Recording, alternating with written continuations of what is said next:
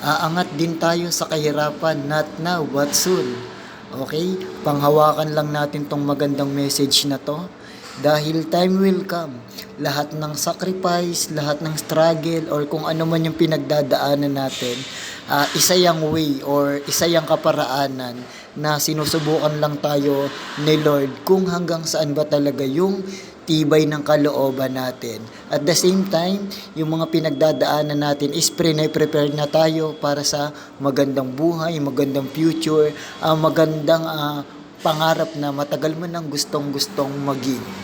Okay, kaya naman kung madalas kang babad sa mga social media platform, gawin na natin yan nasa part-time job. Gawin na natin yan nasa side hustle. Gamitin na natin yan para kumita ng extra income, extra side hustle, or extra part-time job na makakatulong pagdating sa second sources of income natin.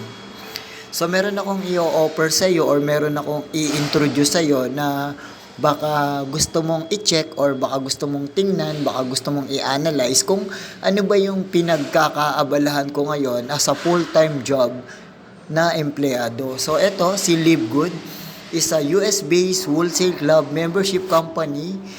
Si Live Good is a kauna-unahan here sa Philippines na nagbibigay ng profit, nagbibigay ng dividend sa lahat ng member, sa lahat ng kanyang subscriber, and then sa lahat ng kanyang affiliate.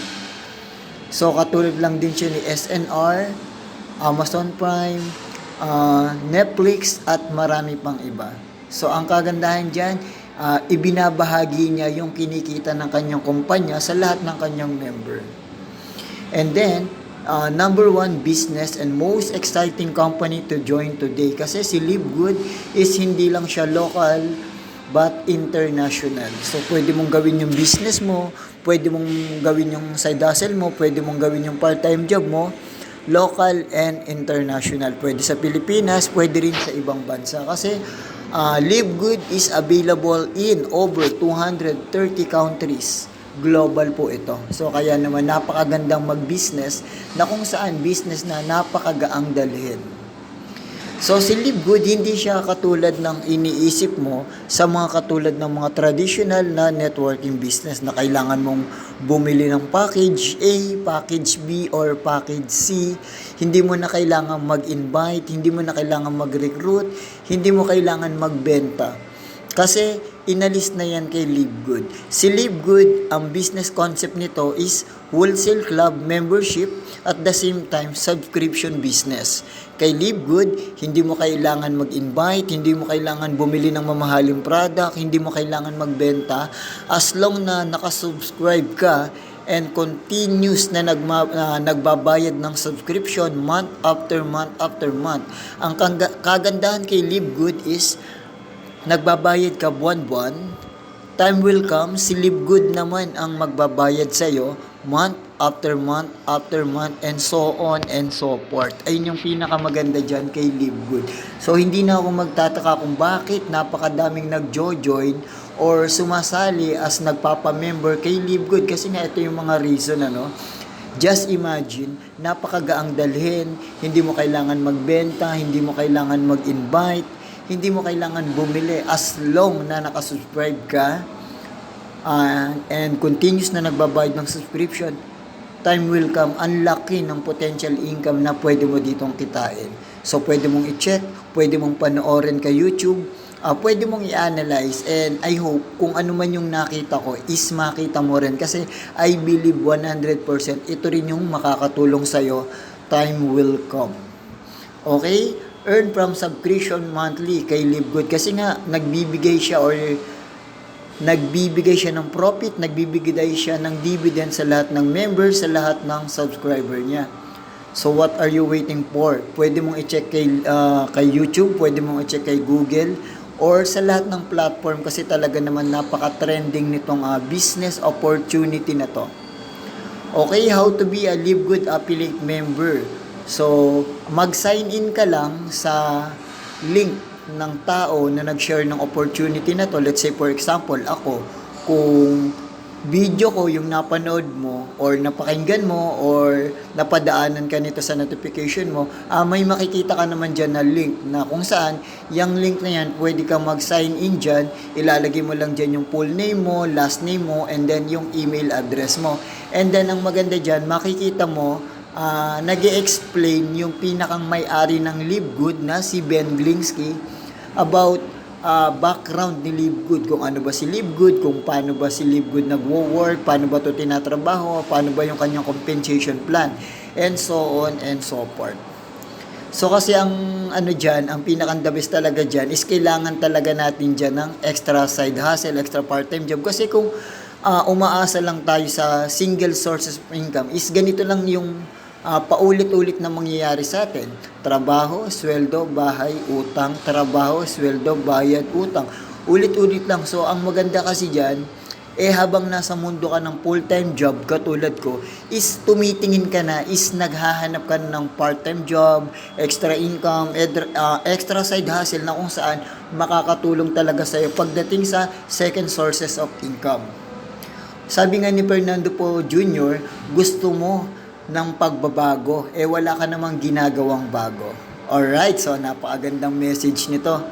And then, one thing for sure, sa kakahanap ko ng mga magagandang sign or sa magagandang step by step na pwede nating i-adapt sa sarili natin or i-adapt sa sarili ko. So, ito may nakita akong 7 sacrifice. Ang sabi dito, sacrifice these 7 things if you want to succeed. So, kailangan mo itong isakripisyo yung 7 to para sa ikakatagumpay mo. So, yung number 1 dyan is yung comfort zone. Step aside, familiarity, and embrace new challenge. So, kailangan mo daw talagang umalis sa comfort zone mo. Kasi, kung hindi ka aalis sa comfort zone mo, ayan at ayan lang din naman yung mangyayari dyan. Iikot at iikot lang din naman yung mangyayari sa'yo. Month after month, year by year. So, ang maganda kasi talaga dyan is humanap ka ng pagkakakitaan or humanap ka ng second source of income or second part-time job, second side hustle na habang nasa full-time job ka. Kasi, to tell you honestly, wala talagang naging successful sa mundo ng employment. Alright, so, kailangan nating umalis sa comfort zone. So, yung number 2, yung procrastination.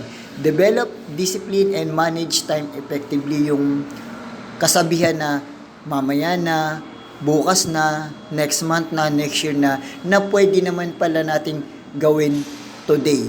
Na pwede naman pala natin gawin ngayon. Yung manya na habit, pwede mong ipagpabukas, mamaya, na kung pwede naman gawin na ngayon. May kasabihan nga daig ng maagap ang masipag. Alright, so procrastination, yung number 2 na kailangan natin alisin or kailangan natin i-sacrifice. Yung pwede mong gawin na ngayon, ipagpapabukas mo pa. So, X yung number 2 na yan. And then yung number 4, negative influences. Let go of toxic relationship and distraction. So, pwede mo naman sigurong iwan for the meantime yung mga friends mo, mga kaibigan mo, barkada mo, na kung saan hindi naman nakakatulong sa mental growth mo or sa pagiging successful mo. Balikan mo na lang sila, balikan na lang natin sila kapag successful na tayo. Kasi, sabi nga dyan, negative influences, no? So, hindi sila nakakatulong sa mentality health natin. So, pwede natin silang balikan kapag tagumpay na tayo. And then yung number 5, fear of failure. Embrace risk and view failures as learning opportunities.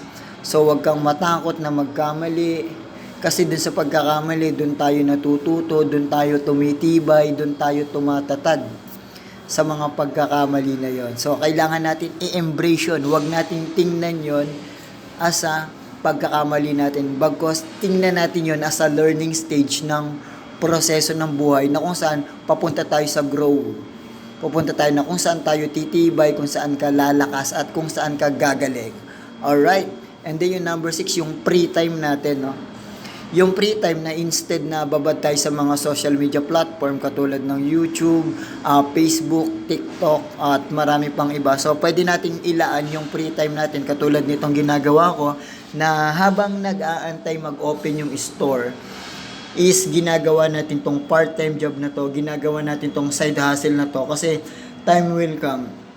Nakita talaga natin yung magandang pupuntahan nito kasi wala naman tayong pinag-aaksayahang oras bagkus itong part-time job na to because itong affiliate marketing na to na kung saan makakatulong pagdating sa second sources of income. Free time, dedicate more time to personal and professional growth. So mag-aaral tayo sa mga bakanteng oras natin. Wag na tayo magbabad sa mga social media platform na kung saan hindi naman makakatulong ng growth natin. And then, limited beliefs, adapt and growth mindset and belief in your potential. Ayan. So, yung mga paniniwala na hindi ka yayaman, hindi ka aasenso, hindi ka magtatagumpay, kesa na natin yan. May kasabihan nga na kung ipinanganak ka ng mahirap, hindi mo kasalanan yan. Pero kung mamamatay kang mahirap, kasalanan mo na yan. Kasi nga, nasa digital era na tayo. So, lahat ng pwede nating malaman through internet is malalaman na natin. Mga kaparaanan kung paano magtagumpay. Mga kaparaanan kung ano ba yung ginagawa ng mga successful na tao na pwede rin nating matutunan. Pwede rin nating ma-adapt. Pwede rin nating gawin.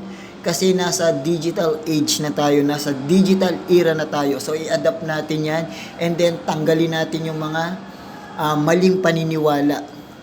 Alright? That's all. And hope na makatulong sa iyo yung mini slide na to. So, ayan, kung hindi ka familiar dyan kay Live Good, punta ka lang ng YouTube and search mo lang Live Good. Alright, that's all.